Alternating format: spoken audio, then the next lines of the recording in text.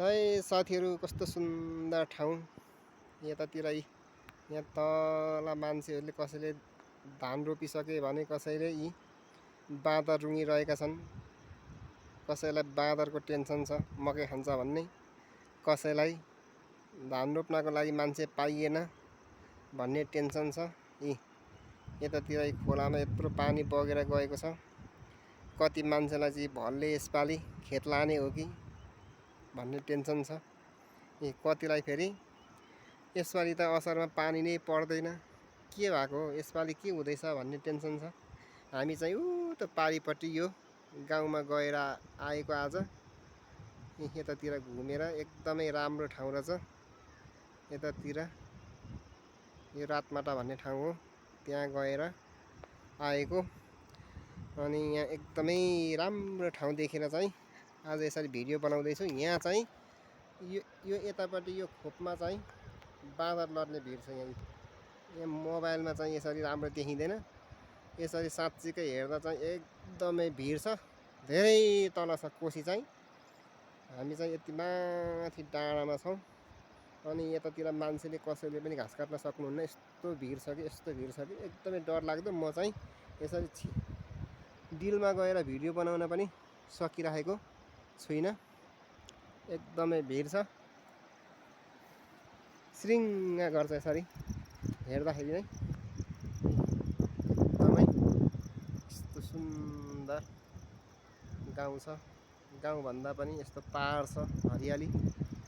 गाउँ त फाटाफुट्टा कतै कतै छ। ल नि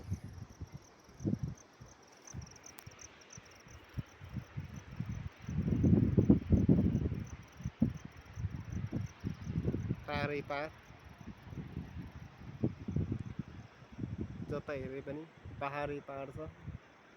चारैतिर समथर भन्ने काहीँ पनि छैन। जता मोबाइल घुमाए पनि पाहाडभन्दा कतै अरू देखिँदैन। हामी चाहिँ उतापट्टिको त्यो देखेको रोडभन्दा उता पनि गइयो। आज एकदमै भलाकुसारी गरियो। त्यहाँ गएर मान्छेहरूसँग एकदमै रमाइलो पनि भयो। बिहान 6 बजेदेखि हिँडेको मान्छे अहिले यतिखेर बेलुकाको 6 बजेतिर फर्किँदैछौँ।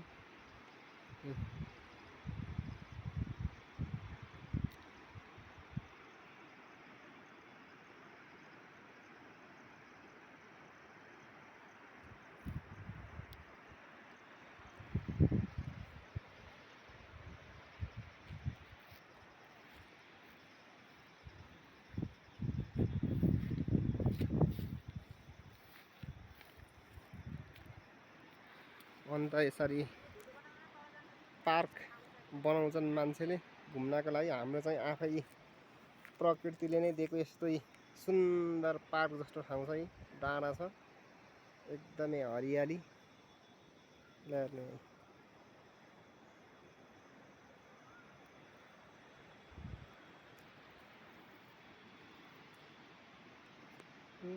तल चाहिँ पौडी खेल्ने दुवा छ। यस्तो पुलमुनि एकदमै ठुलो दुवा। यहाँ लिखुमा चाहिँ एकदमै मिठो खालको माछा पनि पाइन्छ।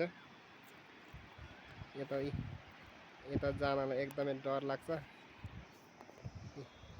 एकदमै भिड छ। यहाँबाट सँगै मोबाइल झऱ्यो भने एकैचोटि तल कहाँ हो।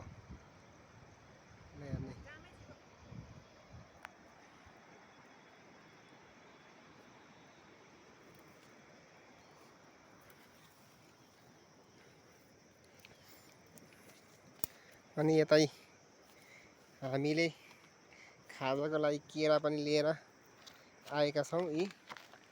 एकदमै ठुलो सस्तो 10 रुपियाँ कोसा लोकल केरालाई। अनि यहाँ पनि यसरी ल्याएका छौँ।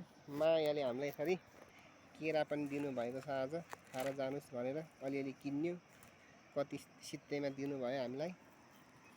एकदमै राम्रो मिठो केरा छ।